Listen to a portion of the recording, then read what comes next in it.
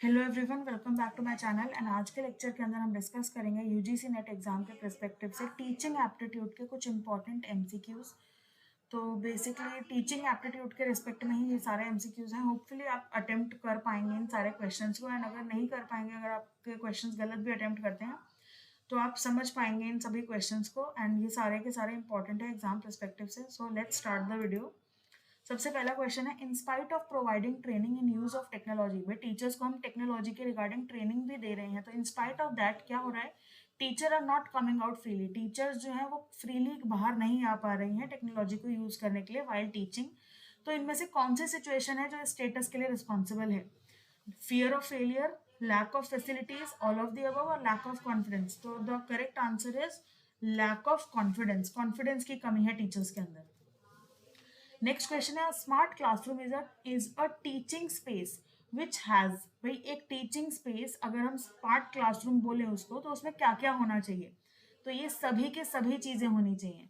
Smart portion होना चाहिए with the touch panel control system, PC laptop connection होना चाहिए, डीवीडी वीसीआर प्लेयर होना चाहिए, document camera and specialised software, projector and screen. ठीक है, तो ऑल ऑफ द अबव हो जाएगा इसका करेक्ट आंसर। नेक्स्ट क्वेश्चन है, the main purpose of including practical work in curriculum is. भाई करिकुलम के अंदर हम प्रैक्टिकल वर्क को क्यों इंक्लूड करते हैं, इसका मेन पर्पस क्या है? तो मेन पर्पस ये होता है हमारा कि भाई हम थ्योरी पर जो ओवर एम्फेसाइज हो रहा है ना, उसको कम करें, उसको रिड्यूस करें। ठीक है, स्टूडेंट्स के अंदर कई सारी स्किल्स हैं, उसको डेवलप करने के लिए हम करिकुलम के अंदर प्रैक्टिकल वर्क को इंक्लूड नहीं करते, ना ही उसको स्कोर करवाने के लिए एग्जामिनेशन में भाई एक एक्स्ट्रा करिकुलर एक्टिविटी डाल दो ताकि वो स्कोर अच्छा कर पाए, तो ये भी रीजन नहीं होता। तो एलिमिनेशन मेथड से आप कर सकते हैं, जैसे कुछ कुछ तो यहीं पे आपको क्लियरली कट हो जाएंगे। स्टूडेंट को क्या एंगेज रखने के लिए हम करते हैं, तो नहीं, इन दोनों में से ही फिर एक होगा, कौन सा मोस्ट अप्रोप्रिएट लग रहा है आपको। ठीक है, तो उसके अकॉर्डिंगली आप आंसर कर सकते हो। तो option number A is the correct answer.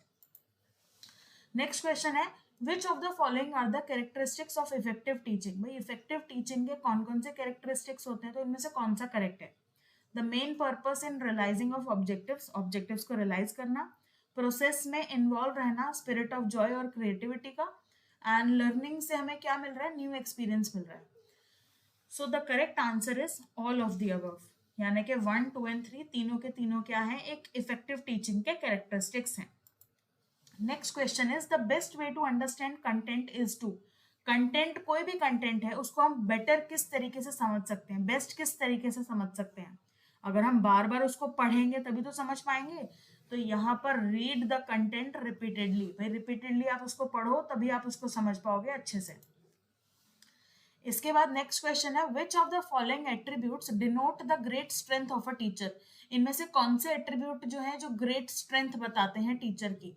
सबसे पहला, full time active involvement in the institutional management. तो भाई अगर कोई टीचर किसी इंस्टीट्यूशन में जॉब कर रहा है तो क्या वहां पे फुल टाइम वो इन्वॉल्व रहे एक्टिविटीज के अंदर? नहीं ना, ये तो नहीं है।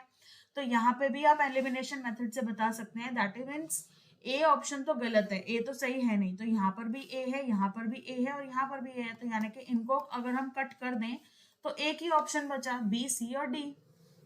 और अगर आप क्वेश्चन से बी, सी और डी को पढ़ेंगे तब भी आप क्लियरली समझ जाएंगे। सेटिंग एग्जांपल्स, कोई भी कॉन्सेप्ट पढ़ाते टाइम एग्जांपल्स को सेट करना। Willingness to put assumptions to the test, कि इस टॉपिक में स्टूडेंट को यहाँ डिफिकल्टी आ सकती है, इस टॉपिक में स्टूडेंट को यहाँ डिफिकल्टी आ सकती है, उसके अकॉर्डिंगली ही वो टेस्ट को प्रिपेयर करें।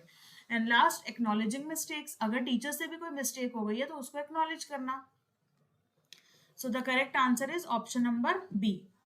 नेक्स्ट क्वेश्चन है, मूक स्टैंड्स फॉर। तो बेसिकली मूक की आपको फुल फॉर्म बतानी है, क्या है इसकी full form? Massive open online course. ठीक है, तो ये याद रखना है आपको, इंपॉर्टेंट है। नेक्स्ट क्वेश्चन है, the use of teaching add is justified on the ground of. भाई हम टीचिंग एड को यूज करते हैं किन रीजंस की वजह से, कौन सा ग्राउंड जो है इनमें से जस्टिफाइड है कि भाई टीचिंग एड को आप यूज करो, अच्छा है? तो अट्रैक्ट करने के लिए स्टूडेंट को, इनडिसिप्लिन को कम करने के लिए, इफेक्टिव मैनेजमेंट ऑफ स्टूडेंट करने के लिए, या लर्निंग के आउटपुट को ऑप्टिमाइज करने के लिए। So the correct answer is option number C. Next question है, which of the following practice belongs to the method of diagnostic evaluation. भाई इनमें से कौन सा डायग्नोस्टिक इवेल्युएशन के प्रैक्टिस से बिलोंग करता है? Number one, teacher conducts evaluation in the beginning of teaching learning process. Teacher conduct evaluation at the end of the teaching learning process and end semester examination और internal assessment. तो diagnostic evaluation में हमेशा beginning के अंदर होगा, ठीक है. Evaluation conduct किया जाता है बिगनिंग के अंदर. भाई टीचर लर्निंग के प्रोसेस के पहले ही आप इवेल्युएट कर लोगे, तो वो होता है diagnostic evaluation. Next question is बहुत इजी है. इनमें से कौन सा करेक्ट नहीं है आईसीटी के बारे में? तो आईसीटी एक मॉडर्न टीचिंग एड है, करेक्ट. आईसीटी को यूज करना टीचिंग के अंदर रिड्यूस कर देता है टीचर का फिजिकल लेबर, यस. आईसीटी ने सब्सटीट्यूट कर दिया है टीचर को, ये तो गलत है, सब्सटीट्यूट नहीं करा है. और लास्ट है ICT in teaching facilitates learning, facilitate करता है वो लर्निंग में, तो ये ट्रू है, यानी कि option number 3 is the correct answer.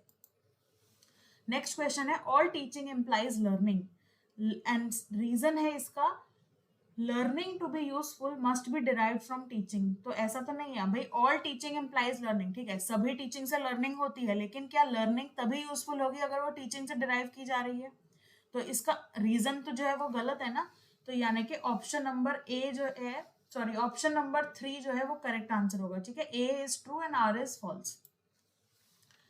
Next question है which of the following is an indicator of key behaviour in effective teaching as evident from researches. इनमें से कौन सा एक की बिहेवियर है इफेक्टिव टीचिंग के लिए? तो सबसे पहले पढ़ के देखो. टीचर इमोशनलिज्म, भाई इमोशनल कनेक्ट हो जाए स्टूडेंट्स के साथ, एंगेजमेंट कितना हो रहा है स्टूडेंट का, स्टूडेंट के आइडियाज को यूज करना, या यूज ऑफ प्रोसेस और कंटेंट क्वेश्चन ड्यूरिंग टीचिंग. भाई टीचिंग के दौरान ही हम इस तरीके का प्रोसेस यूज कर रहे हैं, क्वेश्चंस कर रहे हैं कंटेंट के रिगार्डिंग. तो क्या है करेक्ट आंसर? भाई इफेक्टिव टीचिंग का जो की बिहेवियर इंडिकेटर है वो है engagement in learning by student. Student के द्वारा भी एंगेजमेंट होना चाहिए. नेक्स्ट क्वेश्चन है बहुत इजी है, तो इसमें से भी आप अगर कोई एक को भी पहचान लेते हो तो एक को पहचानने के बाद आप पूरे सारे आंसर कर सकते हो. तो जैसे लेक्चरिंग है, लेक्चरिंग का होता है कि भाई कंटेंट को डिलीवर करना ल्यूसिड लैंग्वेज के अंदर, तो ए का हो जाएगा यहाँ पे थर्ड. तो अगर ए का थर्ड हो रहा है तो देखो ए का थर्ड और तो कहीं है ही नहीं, ए का थर्ड है, बी का 5 है, सी का 2 है, डी का 1 है, ठीक है. That means option number C is the correct answer. So that's it for now. Thank you so much for watching and hopefully आपको ये कॉन्सेप्ट भी समझ में आ गया होगा. एंड अगर कोई और कॉन्सेप्ट जो आपको डिफिकल्ट लगता है, आप चाहते हैं कि मैं उस टॉपिक पे वीडियो बनाऊं, सो कमेंट सेक्शन में आप मुझे बता सकते हैं या फिर मेरे को इंस्टाग्राम पे डीएम कर सकते हैं. और आपको अगर अदरवाइज कोई भी डाउट आता है तो आप मेरे से इंस्टाग्राम पे पूछ सकते हैं. And that's it for now. Thank you so much for watching and see you in my next video.